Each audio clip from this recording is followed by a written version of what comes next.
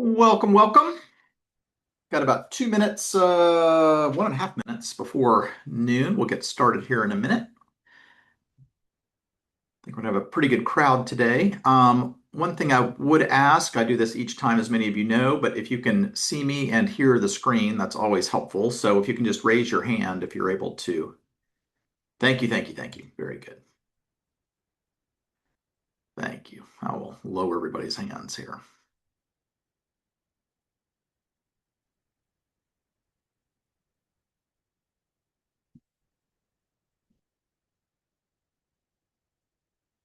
Everybody's having a good week so far. Get Hopefully this will have some to-do items for everybody to work on post-call or not, right? So it just depends how compelling this is. Well, I think I've got slightly before noon. I'm going to go ahead and get started. So I am Brian Klontz, president of Charitable Solutions. From a housekeeping perspective, many of you may know that we don't have the chat enabled, but we do have a Q&A. So any questions you have, feel free to include those as part right there at the bottom, and then I'll be able to likely answer most all of these at the after the call.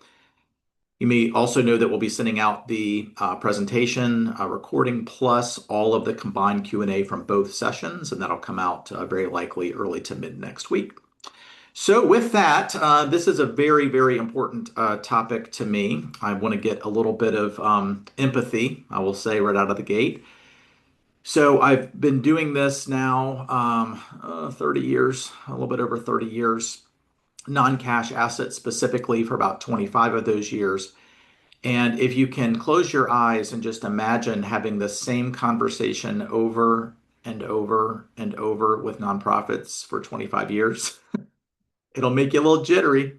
So I'll be a little bit grumpy as I go through, grumpy with love, if there is such a thing, and we'll be able to hopefully give you five things that not every is all, all cap for a reason. Every charity should be doing now and should stop doing to raise more non-cash gifts. So my hope is that this will be a recipe. I always say when I do other speeches on other topics, I'm like, if I provide a recipe, it's kind of like if McDonald's said, hey, if you own a franchise, cook the hamburger for 45 seconds and then flip the burger. Many charities would say something along the lines of, oh no, in the Midwest, we like it a little bit rarer. Or, it's like, oh my God, 45 seconds, flip the hamburger. So they figured this out. So my hope, if I give you enough justification to believe in what I'm saying, that you will sort of take this as a guide for a recipe to be able to follow step by step exactly what you can do to raise a lot more non-cash gifts. So we'll see how it goes with that as a little preface. So right out of the gate here, we're going to jump into very brief sort of what we do overall. I'll keep this again quite brief. We just celebrated last month our 23rd anniversary as a firm, as Charitable Solutions, and on day one, our mission was to help make charitable gifts happen that otherwise wouldn't. So that's all we do. We've got a great 30-person team. I think two or three are on the call here today. I'm not going to spend a lot of time sort of going through these. You can sort of read as I go through, but a couple things I would highlight, sort of education training. We are doing a ton. Huge priority right now is our Plan Giving AI suite, both the Gift Planners Workstation and our co-pilots, Frank and Max. I'll talk about them briefly and how we use them for non-cash assets today. But if anybody has any interest in sort of seeing a demo, this may scare you from getting a demo, but I think this is actually true. I think it's 95% of the people who have done a demo of like, oh my God, give me this now. So that's going quite well. So just want to sort of call that out as a major priority for us this year, sort of building out additional tools. Paul Casperson with Plan Giving Interactive and I sort of have sort of built, branded, marketed this too. So he's done an incredible job building up that tool. On the National Gift Annuity Foundation side, we are very, very proud to have gone over 1,200 gift annuity contracts within the pool. All of those are referred in by other charities that don't wish to issue gift annuities, are not issued or licensed, I should say, in a specific state, or are doing them for non-cash assets, like what we're going to talk about today too. But that grew at about 25% rate last year. And I think I may be wrong on this, but I think it was maybe almost 300 gift annuity contracts roughly came in last year. So a big growth driver for us too. And then we're going to talk about today, right, just non-cash assets. So we have the Decamai Foundation, as many of you know, and Decamai Asset Trust that specifically only take in non-cash assets. You'll see some of the data around that, but most importantly, it's over 7 billion in actual donations have been completed since inception, about 5 billion of that in the last 4 years. 100% of those, again, were declined by the charities who referred those over. So just to sort of call those points out. The point is a lot of these gifts are occurring, and we'll go through some of the data more specifically too. So Decamai, so what did we do sort of in 2024? You're going to get the 2025 in a second. So just want to look at this from a comparison perspective. This does not include, as you see there, any gift annuity or CRT activity. These are all outright donor advised fund gifts. And then again, as many of you know, we never manage anything once liquid. It's typically 30 days later being granted back to the charity the donor was trying to give it to in the first place, or charities if they wish to bifurcate the gift. So we had, I think, a very, very good year in 2024. So about 295, not about exactly 295 of these donations.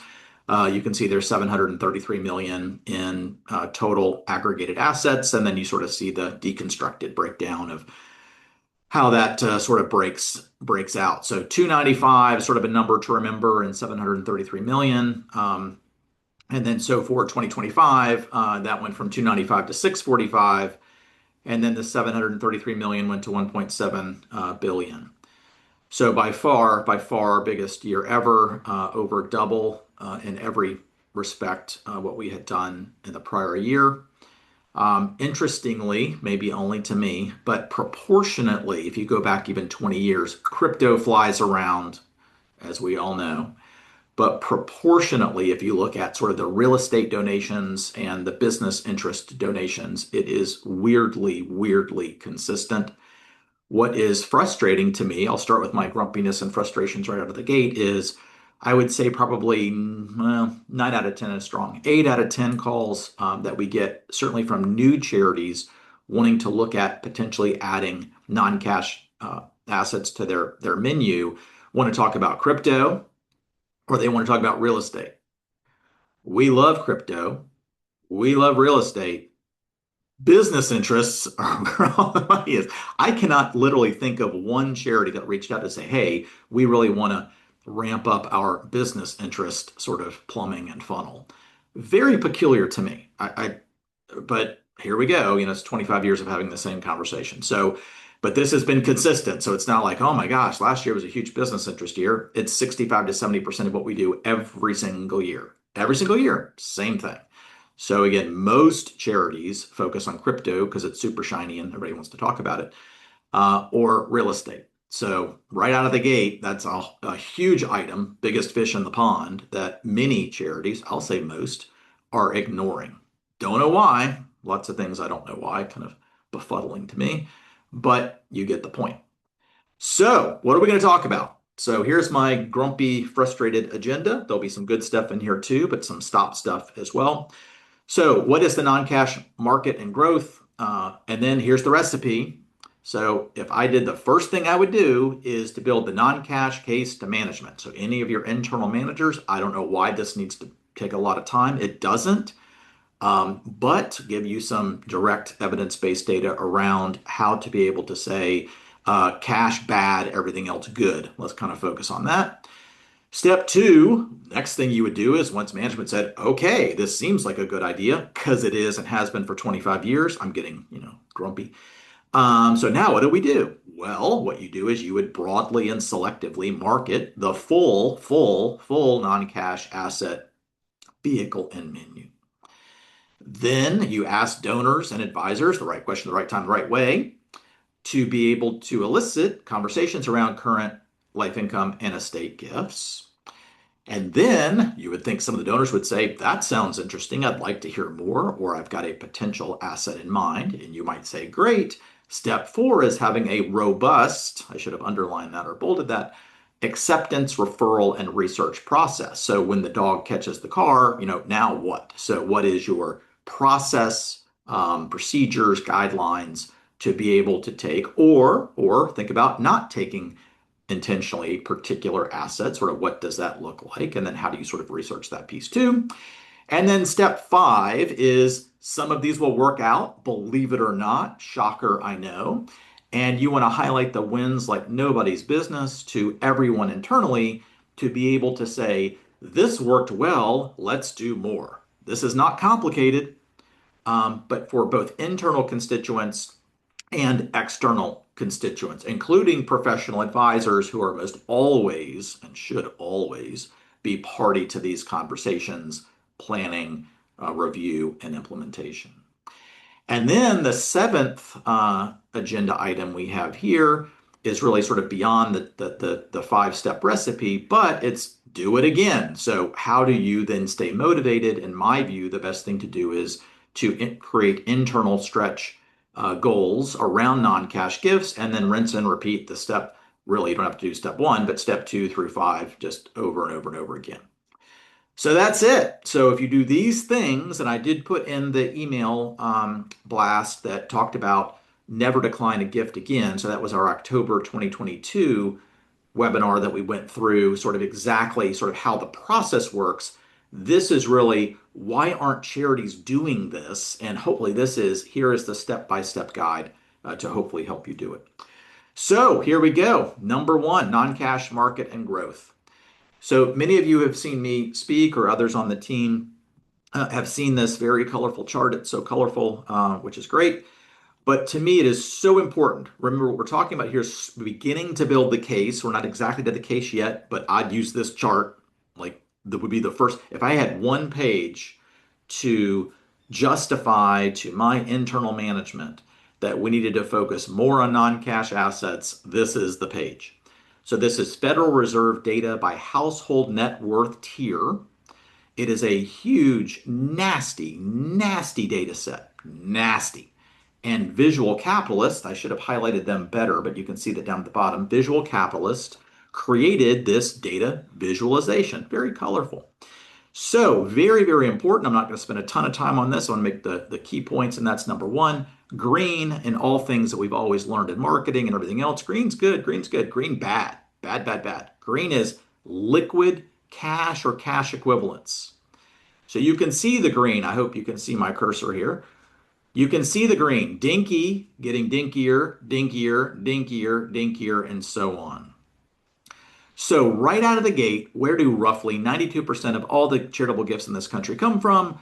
The green. That's kind of the definition of insanity. It kind of is. It's the smallest piece of everyone's balance sheet. It hurts their lifestyle the most to make the gift, and it is almost always the least tax effective way to make a donation. So that makes total sense. No, it does not. That's crazy. So you have, I think it's the numbers 1.8 million charities now. I can't keep up. It's insane. But the point is that you've got 1.8 million charities chasing the green. Chase away. We don't chase the green. We chase the darkest blue. Why? Because that's where the wealth is. Period.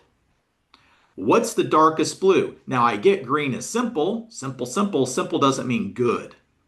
Simple means easy. Easy can be bad. And we'll go through some data around that in a second or two as well. Darkest blue, that's business interests. All of you are thinking, oh, I get it. That's publicly traded stock. Nope, that's the lightest blue. Can't make that up. 57 different levels of blue. So this is public stock. That's public stock. Kind of mushed, kind of, with mutual funds. So this kind of lightish green, lightish blue would be sort of more the public stuff. You can see fixed income investments, some bonds. Maybe you mush all those together. Even at the $10 million mark for the average $10 million household net worth, average, if you mush all those at 10, the darkest blue is still bigger. The darkest blue is bigger at 1 than the publicly traded stuff here. That's pretty interesting. And it's especially bigger when you then add the next darkest blue. This chunk. What's that chunk? That's real estate. Oh, that must be their house. Nope, that's their house. Their house is this reddish, rustish color. This is commercial or investment real estate. Huge, huge, huge point right now. The most charitable inclined people in this entire country, I don't care where you're sitting right now. If you're in Philadelphia, I'm in Jacksonville. If you're in the middle of Kansas, I don't care where you are. The most charitable inclined people always, always, always, always, always privately held business wealth and real estate wealth. Always, always. What do they own, privately held business wealth people? I don't know. That's tricky. No, it's not. They own private businesses. That's how they have private wealth. This is not complicated. What do commercial and investment real estate people own? They own commercial investment real estate. That's what they own. This gets even crazier. What is the holy grail of all charitable planning? It is the lowest cost basis, most highly appreciated long-term capital gain asset that they have. Always. That's the holy grail. Give that. You can't make this up. The most charitably inclined people own private stock and business interests. What is the average basis per share for every single private business in this entire country? Kind of not a joke. It's usually 2 or 3%. It's nothing. It's not, there's no major base. It's very low basis. That's interesting. That means what's the rest of it? All long-term capital gain. Ding, ding, ding. That's good. What do you do to commercial and investment real estate every single year? You depreciate it. What does it mean to depreciate it? That means you're lowering your adjusted tax basis until some point in the future. It is what? Zippo. Zippo, zippo for the depreciable portion. So you can't make this up. This is the big theme. And I've been saying this for 25 years. Nobody's doing it. It'll drive you crazy. What's the big theme? The things that people make and own, I should say, own the most of, certainly at this $1 million level and above, and even at the $100,000 level relative to marketable securities, what people own the most of are private business interests and commercial and investment real estate. If you mush that together as a chunk of their assets, on average, for $1 million net worth tiers all the way up to $1 billion. And they're the most charitably inclined people. And these assets are the most tax optimal to ever give to a charity, almost always. And what does this group give to all of your charities? They give cash. That'll make your head explode. It's crazy.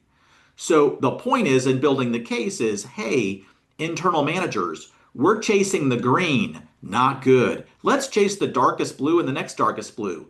Good. Here are the reasons why. Done. It's very easy if you follow the recipe, and I'm not even at the recipe yet. So now what's next? How many charities or how much of these types of gifts are actually occurring?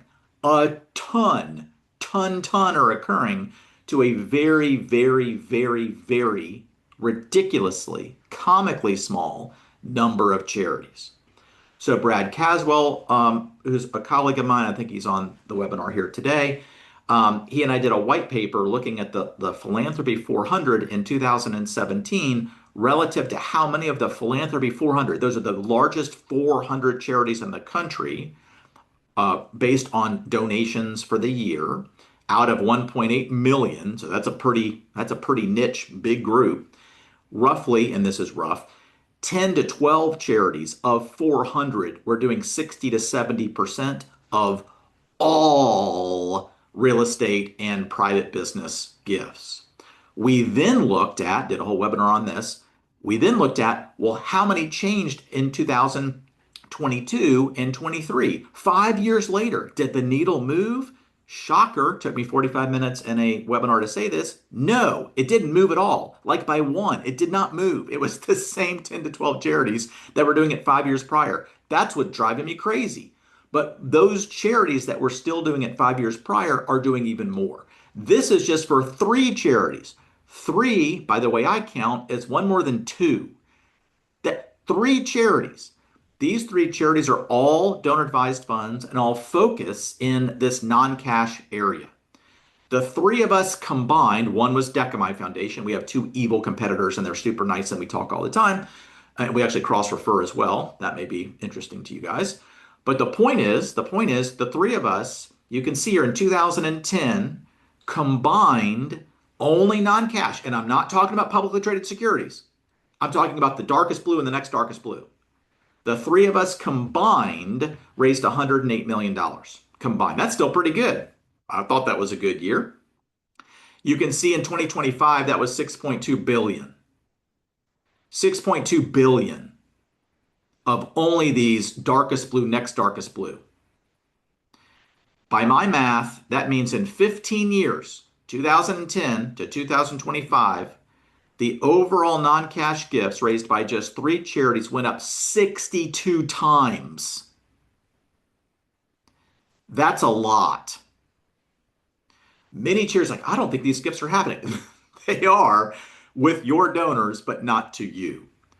The average value tends to be, you can see there, about 2 to 3 million. Ours tends to be a little bit higher, all things being equal. If we do more crypto, it pulls it down, but roughly that 2 million per non-cash gift. So let's talk about the case. So we've got the background. What's the market? Who's active with it? What's the balance sheets look like for various net worths? So here comes the case. So this begins the recipe. Read Dr. Russell James, and you've all read this. If you haven't, I'd almost leave this webinar right now and go read it. It's a 2-page. He did a great job with an executive summary. You can just type it in Google right now. That's what I would do. Around cash is not king. Put this out a pretty long time ago. Read it, then read it again, then provide it to management as evidence-based data for optimal management decisions to increase overall donations. So I'm going to go through a couple of those key slides. He's got a ton of them. I'm just plucking out some that I would use personally if I'm trying to make this case to management of, if we keep chasing the laser like a cat for cash, we're missing the big picture. We're missing the bigger donors, bigger relationships, bigger impact. Other charities are getting those because they're not chasing the cash. That's what I would do first. Not, oh, Brian, would you do that third? First, there's a first bullet point, first thing. Second, I would create almost an internal mantra: cash bad, everything else good. That's weird. Why would somebody say that? Here's why. Cash is the smallest piece of everyone's balance sheet. It's the least tax effective way to give. It hurts their lifestyle the most. Dr. James does a wonderful job going into the mental accounting of why when people give out of wealth, they're thinking about as a percentage that's small. It may be a small percentage of wealth, but nominally it's a huge gift. It makes them more comfortable giving larger gifts. Versus if they're thinking about their cash, what's in their checking account, they're thinking about small gifts.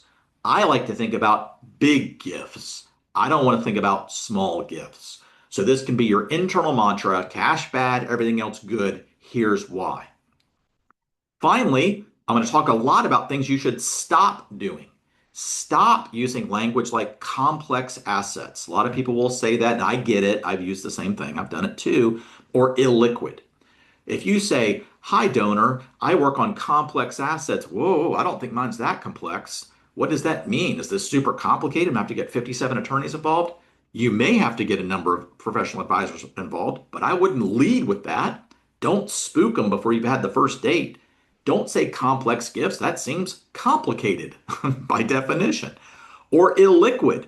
The donor may not think illiquid is bad. Say illiquid to anybody that's in your finance or business office. They don't like that word. That's not a 4-letter word. It's kind of a 4-letter word. They don't want to hear illiquid. Don't lead with things that are off-putting to the people that you need to have as part of your team. Basically say, non-cash gifts or unique assets. Ooh, unique, that's interesting. Let's talk about that. Versus complex, totally different. If you can have a mood killer, say complex. So that's step one. You're building the case to be able to say, we need to be in this pond fishing for a different kind of fish. In management, we need to be able to have ideally, the support to be able to do that. If we only focus on the cash, here we go, bad, bad, bad things happen. So Dr. Russell James looked at over 1 million charitable tax returns, 990s, 1 million, that's not a sample size. That's a pretty big data set over a 5-year period. And the question is there some variable that can help predict future overall growth? Total fundraising. I'm not talking about just non-cash, total fundraising. What were those predictors that were most relevant or meaningful? Many of you have seen this and nobody's still doing anything about it. So I'm going to just keep putting it up here. So the nonprofits, starting in year one, you can see they're 2010, all those that received only cash donations. They basically had nothing on their Schedule M. Schedule M is all things non-cash. Those nonprofits only receiving cash in 2010. In 2015, 5 years later, they showed in the aggregate 11% growth. And you might say, well, 11% is not that bad. That's not keeping pace with inflation. You're going backwards in real terms. That's bad. That's not good. That's digging a bigger ditch or hole. So those nonprofits only receiving cash. You see the rest of this, any non-cash, any at all. And you can see here had 50% growth. 50 is bigger than 11. Those that were receiving securities and non-cash gifts, generally speaking more like private stock, but also just public securities too, as well as real estate, 66% growth. So for those nonprofits over that 5-year period that only did cash versus receiving a much wider menu, that's all we're talking about today, grew 6 times faster. That's chunky. That should be something that management of any nonprofit should not only understand, but lean into, I would suggest, in a gigantic way. That's number one. Number two, and by the way, this is hugely important. Dr. James then went back, I didn't include this slide, but tested that to say, well, maybe that's different for different types of charities, maybe faith-based versus environmental. No, that's interesting. Well, how about maybe it's different materially if it's for newer charities versus older charities? No, that didn't work. Well, maybe it's different based on smaller charities versus larger charities. No, this held for any charity doing any kind of mission work over any period of time at any size. This to me, and I've told him this probably 10 times, this is his seminal work of his 19,000 published papers, all of which are crazy impactful. This to me is and this, I'm biased, I'm conflicted, I get it.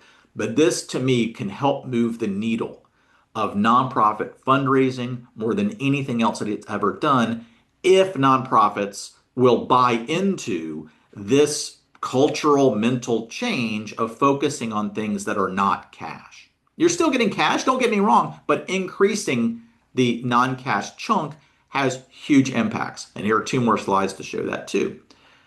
So what happens, he found, in the same year, when gifts shift from cash to assets, in the same year. So the point there would be is if you imagine a pizza, and the pizza is the whole, if you put more pepperoni, we'll call that on non-cash, more pepperoni on there, 10% more, what happens to the size of the overall pizza? So interestingly, if you put on less pepperoni, this is a weird metaphor I've never used before, we'll see how it works. Less pepperoni meaning more cheese, I'll just say cash is cheese, I don't know why. But when share from cash grows, when the pizza has more cheese and less pepperoni, if it grows by 10%, total contributions fall by 13%. So if you want to drive your nonprofit into a bigger ditch, keep shifting from non-cash to cash, and everybody's like, oh my God, this is so easy. Oh, this is great. It's great. Your now overall contributions in the aggregate are going to go down. When the share from securities grows, we'll call that the pepperoni, by 10%, then your overall contributions, the overall size of the pizza, grows by 18%. I don't know again, I'm a math guy. That's a 31% delta going down by 13 or up by 18. This is not like one goes up by 2 and one goes up by 7. And if the wind blows from the west, it may be different. It's like, oh my God, this is 31% difference. That's major. And you can see the next one when the share from real estate will say that's pepperoni, or not pepperoni, we'll call that mushroom. So if you got pepperonis going up and you got mushrooms going up, the more mushrooms, the more real estate. As an example, if it goes up by 10% of the overall pizza goes up by 26%. Read the full paper. I would look at just the executive summary. If you've got a data wonk internal to your charity, have them read the whole thing. This is very, very powerful, which is why it frustrates me, and I know Brad, who helped put together the white paper, that 5 years after this came out, there were like, when I mean zero, I mean, this is almost comical. There were like zero additional charities focused on non-cash gifts in any way, at least relative to the Philanthropy 400. You can't make that up. And again, the ones that were the same 10 or 12 that were focused on it, their overall non-cash gifts, I think it was quadrupled what it was 5 years prior. Quadrupled.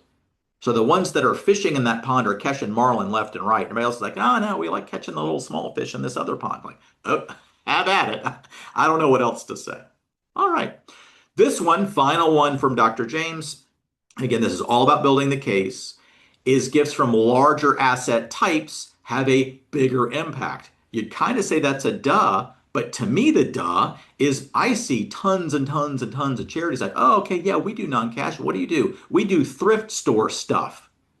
What is that? Books, food, collectibles. Okay, I guess technically that's non-cash. I wouldn't do that, and we don't do that for Decamite, etc. You can see here, doesn't help at all. None, minimal. The same year effect 10% ratio shift of specifically within non-cash gifts doesn't really help much at all. You see the rest of this. Oh, no, no, we do it. We do vehicles. Oh my God, we've done one vehicle in 30 years. I wouldn't do any more vehicles. Oh, we do vehicles, so we're in the non-cash space. No, you're not. It doesn't change anything. How about publicly traded securities? And it's got historical art, which is kind of weird too. That helps by 7%. And then again, you just can't triangulate this any better. Interesting. It helps a lot when you talk about real estate and non-publicly traded securities, which back to the original colorful balance sheet, it was the darkest blue and the next darkest blue, which people have the most of and they're the most charitably inclined. It's a wonder, I'm being facetious, that this thing grows by 14 to 18%. Focus on that. This other stuff is just noise. Focus on this. This is the case. This is step one of the recipe. Don't skip step one. All right, step two. Now, hopefully, management's like, we're drinking the Kool-Aid. We get it. We want to do this. I can see maybe peer organizations that have been active with this too. Or maybe these top 10 to 12 that we've heard about in the Philanthropy 400 are just raising money like crazy from these, great donors who are super happy about being very tax optimal with their giving. It doesn't hurt their lifestyle as much. They can give more than they thought possible. Good, good, good. Okay, so what do? You broadly and selectively market full non-cash asset vehicle menu. I tell every charity to do this. I want somebody, there are 200 people on it. I want somebody on this webinar within a week. And even if you don't do it, lie. I don't care. I want you to email me and say, we did what you said. No charity does this, and I do not get it. This is a 5-minute maneuver. So what is it? Steal the menus from everyone else because they've copied their menus from other people and it's not even theirs. I literally mean going on to your super aspirational peer, charity and going on there, let's just say I'm making this up. I don't know. And these aren't actually very good too, but let's just say it's an Ivy League college. You're a college and like, oh, these big Ivy League colleges, they're usually more dysfunctional than everybody else, but there you go. I'm digressing. And you go onto their website, you go, oh my gosh, look at all of these asset that they are able to have conversations around that they have on their menu of possibilities. Wow, they have C Corp and S Corp and they've got crypto and they've got real estate and they've got international gifts. Wow. Ooh, and the vehicles. Oh, they do retain life estates and maybe retain life estates for gift annuities and charitable remainder trust, and they serve as trustee on charitable remainder trust and blah, blah, blah, blah. I am not kidding you. You go on their website, You do whatever you need to do with your mouse. Usually it's a left click. You left click it, you highlight all that stuff, and then you copy. And then you go onto your website and you paste. That's what you do. Nobody's going to do it because nobody's ever done it. Just one of you, send me an email in a week that said you've done it. So what? People are like, oh my God, we can't put all that stuff on there. We don't do all that stuff. You don't have to do the stuff. Then you use an asterisk. An asterisk is the best punctuation in the English language. It is glorious. You include the full menu of every asset possibility, every plan giving vehicle possibility, every single one that you see on this, the full Chinese menu of 74 options, include every single one on there. And then you stick an asterisk, acceptable assets, or list of assets, whatever you call it, and you put an asterisk right there, right at the top. And at the bottom, you see where I'm going. Some of these assets or vehicles we may handle internally. For others, we may refer you to a specialized charitable intermediary to help facilitate your generosity. Ta-da! You don't have to include us. Maybe you work with a faith-based organization. You work with a larger national organization. You work with a local community foundation. Who cares? And that might change anyway, right? Based on what the asset is. But by literally copying that and putting that on your website, you are now open for business for every possible way that a generous donor can support you. This is a 5-minute maneuver. The asterisk, then you're able to determine, we're going to go through step 3, 4, and 5, as you might guess, it's a 5-step process about how you then triage and look to see whether or not you accept, but it doesn't matter. You could have 57 things on there and you might not choose to accept any one of them, but you've got the asterisk. So when one comes up, ooh, this one came up. Yeah, we don't do this directly. Thank you so much for thinking of us, but we've got an external partner that we might be able to suggest to you to see if they might be able to receive the gift, and then whatever's left over immediately or long term or whatever might come back to us. Instantly, you can talk about the darkest blue, the next darkest blue, and a whole bunch of other stuff. Stop making it so difficult to find the assets and vehicles that you accept. If it's more than 3 clicks, this isn't a secret club. We're not trying to hide stuff. I was doing a talk somewhat similar to this for a community foundation group, and there were a bunch of execs in the room. And I saw this person I know, she's a friend, and she was in the back of the room. She's like on her phone. I'm kind of going, that's kind of rude. She's on the phone. I'm sitting here talking. Maybe I'm not being very compelling. And so she said, Brian, she goes, I have to interrupt you. I thought this was hilarious. She goes, I just did what you're saying, and I went onto my website, her own community foundation's website, right then on her phone. And she said, it took me 12 clicks to find out the assets or plan giving vehicles that we would accept. And I said, that is your problem. Some do this. Let's just be blunt. I'm going to be blunt. You guys can't even respond, so I'll be super blunt. Some people do this by design. They're almost praying that a donor doesn't bring it up. Oh my God. If a donor brings this up, I've got to go back to the finance group and then the attorneys get involved. And this is like a 6-month saga. We're going to talk all about that too. So it's almost like, oh yeah, we're always prepared for somebody to bring it up. But, what do you know? People really don't bring it up that much. Really? I can't even find it on your own website.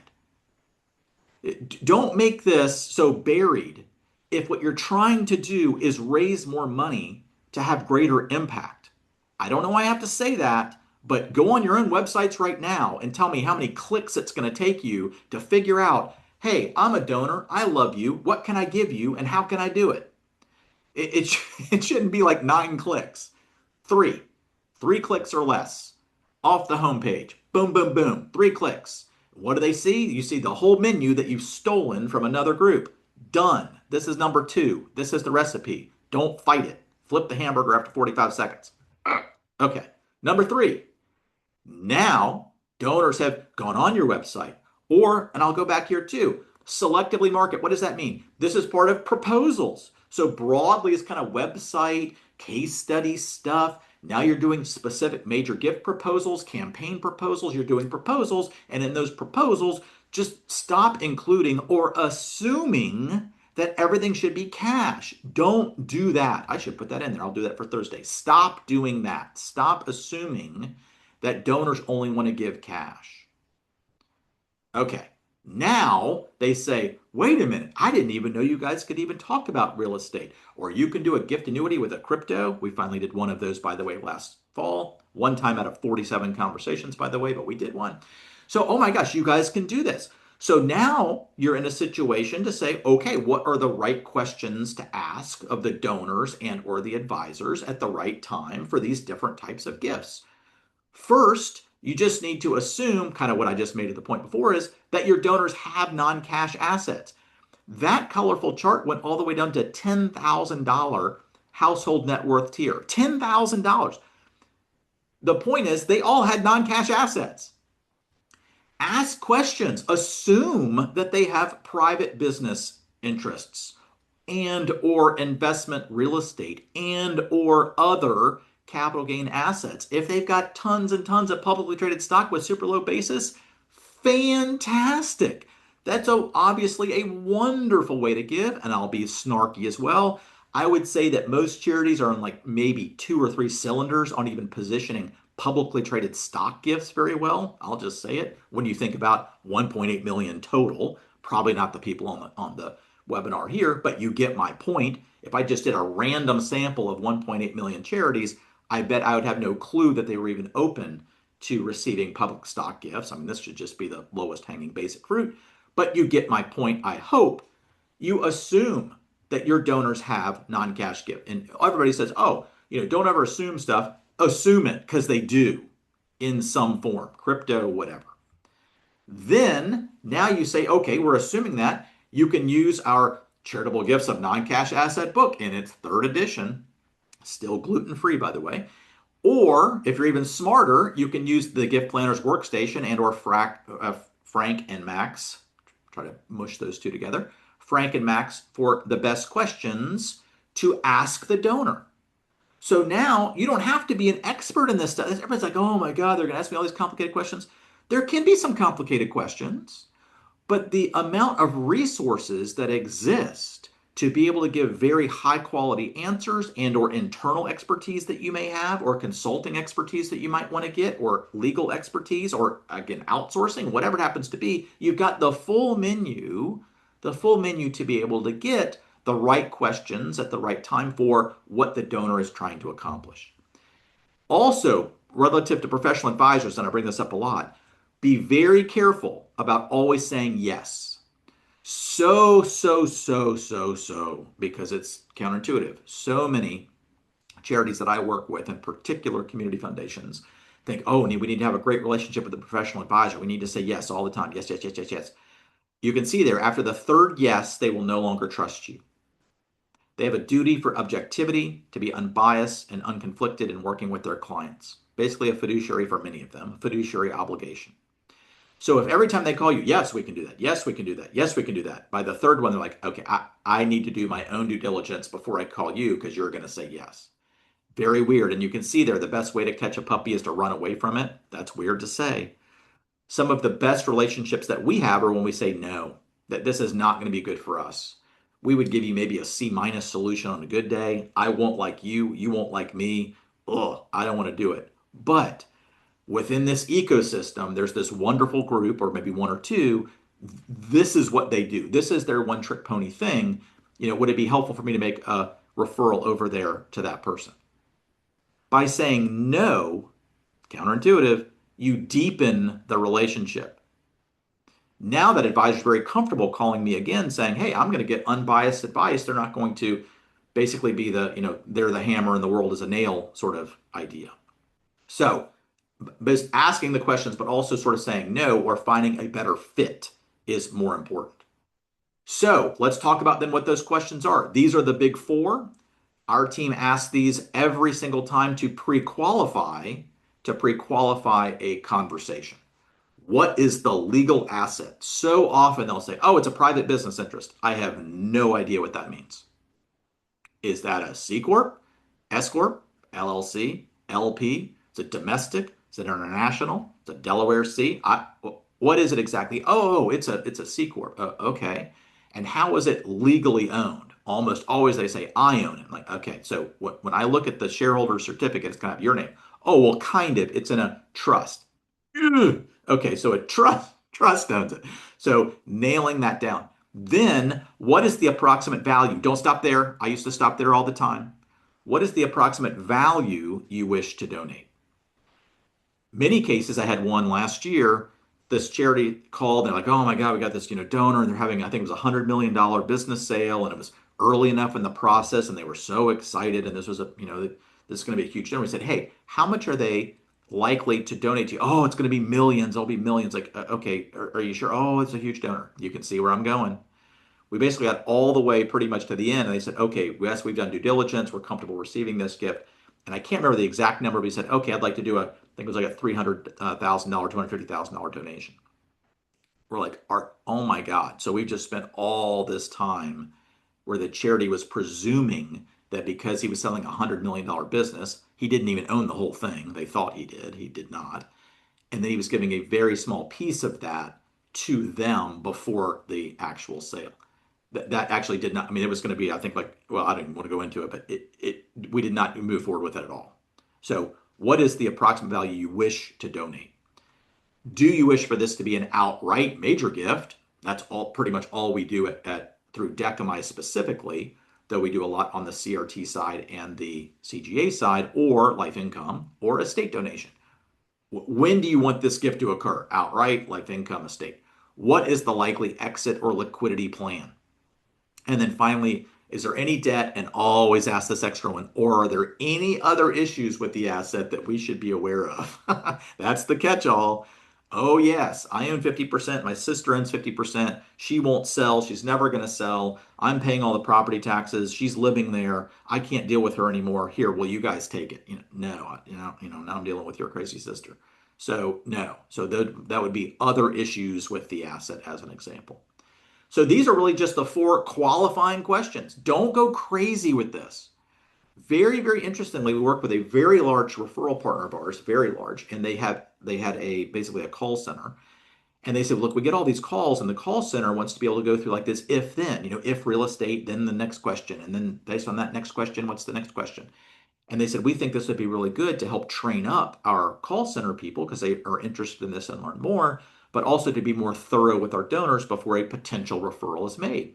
And I thought that was a great idea. So we did all this stuff. We charged them for it, project, blah, blah, blah, did the training. And then we started tracking our referrals. And our referrals went down almost 30% after we did that.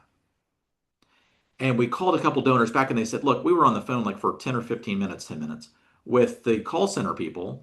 And then it's like, oh, great news. This is something that looks like that it would work. Here we're going to, maybe refer you over to our referral partner. And the donor's like, you know what? We just spent 10 minutes. This is sounding way too complex. I'm, never mind. They just bailed then. So the key point is real quick. What's the asset? How is it owned? Those four questions, that pre-qualifies it. And then you get it to wherever you want it to go for the next sort of round of deeper questions for that specific asset. So again, counterintuitive, but that's how that worked. Next, so this is Frank's output. So I asked Frank, what are the best questions for a real estate donor? I'm not going to go through all this, but this came out literally in 6 seconds. 6 seconds. What are you trying to accomplish with this gift? Maybe you can't sell the property, da da da. How important is avoiding or minimizing capital gains tax? All of this is here. This is a big one that by the way, knowledge base means, again, you may remember this, but everything in the Gift Planners Workstation, Frank and Max, are all curated content. So when we talk about knowledge base, we know what the knowledge base is because basically we put it in there. Also, you don't need to be an expert on all the technical aspects. So this can reside anywhere, outside consultants, within the organization, all these things. It's careful listening and asking the right guiding questions. That's everything. 90% of non-cash gift success is the relationship and asking the right questions in the right way at the right time to Sherpa that donor through the process. It's not the technical stuff. I wish it were. It's not. So, step 4, building robust acceptance. I've bolded acceptance because we're going to go through each one of these. Referral and research process. First, assess organizational risk tolerance. I literally don't know how to do that, but figure it out. I don't know. I mean, is that the gift planning officer? Is that development director? Is that the chancellor? Is that the business office? Is that the CEO or president? Is that the board? It's all of those things. The capacity, expertise, opportunity costs in doing these, and values. So, for example, on values, I've got sort of as an example here too, like, are you comfortable receiving cannabis stock, a strip club, or crypto? All these have come up. This is not jokey stuff. Other considerations you can see here. If you've got a tenant and they don't pay a rent, or a note holder, a note that you get as a carryback from a business sale or from a real estate sale or from an ESOP transaction, and they don't make the payment, they default on the note, will you sue them? All these variables are constantly moving. Your capacity in June is different than December 20th. Your risk tolerance with one president is different with another one. All these move. Is this a staff function? We're like, hey, we're excited about doing this as part of our job description, or is this other duties as assigned? We see this a lot with colleges and universities. Oh, we've got a huge real estate team. They are crazy smart relative to facility management. But when we bring up non-cash donations, they're like, that's not really part of our deal. And this, yeah, I guess we'll do this as a favor. Like that generally does not end well. And do you want to serve as a CRT trustee, receive real estate for CGA, those types of things too. Design a comfortable gift acceptance guidelines, procedures, and processes for things that you would like to take in yourselves based on all of the different assets and vehicles. And then stop thinking too. I hear this all the time. Oh, we've done two real estate. We're good on real estate. Good Lord. I can give you probably 50 different permutations of real estate alone. 50. You're not the expert. If you've done one, you've done one. And let's be, again, blunt, staff turnover is insane. You've got to have 4 or 5 people internally all moving in the same direction on the same team, and you lose one person who was your CFO or one person was your internal legal counsel, and then all of a sudden, many of these things all change again very rapidly. Monday, fine. Wednesday, not so good. So just be a little careful about that, in my view, sort of mispresumption. So next, we'll talk about, oh, by the way, accepting non-cash gifts and doing things generally for free. So there's a lot of this too. A lot of community foundations will do these, as example, like, oh, we'll do this, very complicated process of real estate for free. But if you gave us cash as a donation, we put it into a fund, we're going to charge that fund, for the next year because it's in a money market fund. So you're charging for the money market fund, but you're not charging for the real estate donation. That's weird to me. You may have another business decision as a reason why you would do that, but it seems odd. Like maybe don't charge on the cash one and then charge on the real estate one. So anyway, just kind of a mismatch in terms of liability, capacity, time, risk, etc. All right, now there's the referral. So kind of talking about this too.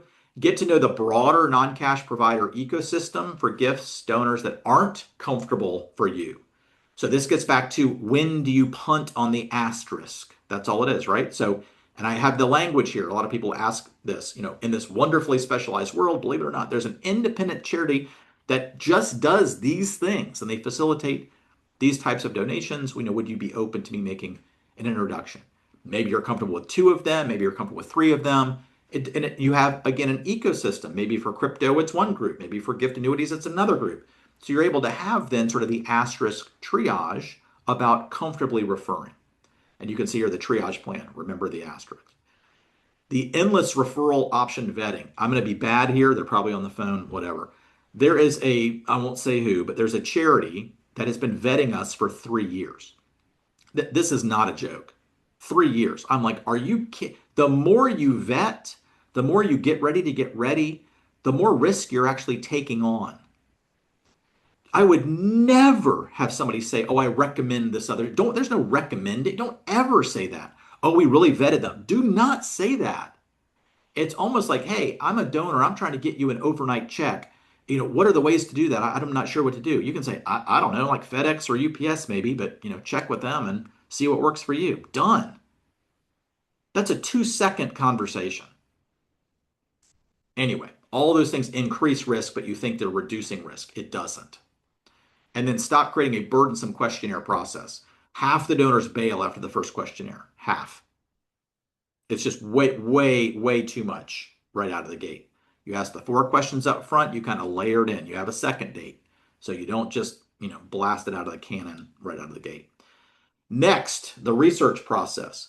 You don't need to become an expert at all. You need to know the expert or expert resources. This is where everybody's locking up. 90% of this is the relationship and the exploration of questions guiding Sherpa. That's 90%. The 10%, easy, easy, easy. You can Google expert. I mean, this is not difficult. Just go on ChatGPT. Like, who are the best charities for, crypto? Or who knows what? This is not complicated. But you just need to understand that with behind the asterisk or within your own organization, how you can sort of draw on those resources. I've got, again, our 30-person team. We use Frank and Max every single day. Every single day. We get over 2,500 referrals a year. That's 10 to 15 a day. But we still use Frank and Max. That's the resource that we use for many of these types of questions. So basically, you see here, if you know how to type an AI prompt, you'll be as smart as us in about 6 seconds. It's kind of debilitating saying that, but it's true. It's true. So don't get so hung up on this research process. These are complicated. Mistakes can happen. Mistakes are bad. I'm not suggesting they're not, but there's a much more, again, robust resource landscape than I think many, many people believe. Also, Dana Holt on our team too. So she wrote a book, Turning Wealth into What Matters, Noncash Acceptance. It's a step-by-step practical guideline. Great. I think it illuminates a lot of things that I'm saying here. I'm probably more blunt about it, but that's another tool. So to be able to incorporate many of these ideas into charities directly. Stop using gift acceptance committees. In the traditional form, 4 to 6 people, it will take you 2 to 3 weeks to get a quorum of them to discuss a gift that comes up this afternoon. They will never make a decision before the fourth meeting. On average, it's the fifth. The fifth meeting takes 2.5 to 3 months to go through that process. Donors aren't going to wait 2.5 to 3 months. And about a third of the time, the answer is no. That's a great way to build a great donor relationship, is to have 2.5 to 3 months dragging them through this process, meeting with the gift acceptance committee 4 or 5 times, and then saying no. This is what kills it. This kills all of them. Is the charity's internal process of these types of donations. And stop taking so much time to say no. No's fine. Donors and advisors are totally fine with a no, but make it a quick no. Yeah, I see what you're trying to do. I love you. You can't give a commercial annuity over to charity. It's just bad. It's going to be all ordinary income, immediate gain recognition. You're going to get a 1099 from the insurance company. Not good. That took 15 seconds to say no. Like, oh my God, this is great. Thank you. And they move on. Slow no is bad. Speed, or the lack thereof, is what kills. That's what kills more of these than anything. Step 5, highlighting the wins. You can see here too, there are 3 things you do in life profusely. This is my thinking, as you bleed profusely. I don't know why. You thank and you market. Focus on the last 2. Thank, highlight, lift up those development directors, major gift officers that raise the question, can Sherpa it through the process and land one of these tuna or marlin. And then now, obviously, the game is to replicate. So donor profiles for those wins. Some of these you can kind of make up the wins. Here's some of the case studies. And the case studies are how all professional advisors learn. They want case studies. What's the issue? What are the challenges? What are the alternatives? What's the solution? What's the impact? Just boom, boom, boom. It's just scientific method. That's how all professional advisors think and learn. So you're doing the profiles for internal web stuff and then the case studies for professional advisors. And then stop creating so much customized marketing material. Oh, this drives me nuts. This getting ready to get ready. We got to have our own trifold brochure. There are tons of wonderful plan giving companies that do this every single day. Just buy the brochure, get the web content, get whatever you need. Outsource. This gets back to, again, opportunity costs. So everything is, you can see here too, the amount of time it takes you to do a trifold brochure, you can have 20 non-cast conversations. Have the conversations. Have the conversations. Stop getting ready to get ready. And the final thing here is that rinse and repeat. In my view, too, nothing motivates like comparison, especially if you're being lapped. Pick out 2 to 3 of your aspirational peer organizations and then look at their 990s. It's all public. What they're doing is all public. Schedule M, it's right there. Find it in 2 seconds. Then contact maybe colleagues, peer colleagues that you have sort of an accountability group. Say, hey, here's what our goal is for this year. We're going to have maybe a stretch goal, this number of conversations, these number of closed gifts, maybe for outright, maybe for life income, maybe for estate. And then you just keep that positive feedback loop. Then you lift up the people that do a great job, highlight them. On the last slide, carry them like a Roman emperor through the streets, which then gives them the kudos and career recognition that they sort of need to be able to keep doing this. Stop living on an island and thinking, well, our donors really aren't asking this or they're not bringing it up. Dr. James did a really interesting talk. I'm going to be careful here too, but he said he looked at the Texas Tech where he works, University Schedule M, and they're like, yeah, we just really don't get a whole lot of non-cash gifts, and they get some, but this is a great example. And he said, well, that's interesting. I'm looking at Iowa State, and they're doing like I don't remember what it was, but it was like 8 or 10 times more than Texas Tech. Like that was in our conference. They're one of our big rivals. Are people in Iowa that much more non-cash ready than people in Texas? That's weird. So a lot of people, you're living on an island not seeing how much of the activity is actually going on. So that is it. I know there may be some questions. I know I'm right here at time. I think I've got 30 seconds. So these are our past free recordings. We have now 65 of these. They're all on the website and a YouTube channel. This will be up, but any questions you have, I will answer them all, I promise. So go ahead and feel free to put those as part of the Q&A. But most importantly, the big close here, all your donors, and there are a number of advisors on the phone too, your clients own these assets. The ones who are the most charitably inclined own private business interest in real estate. They keep giving cash. We have to stop this as a field. It's better for the donors. It's better for charities. It's better for impact.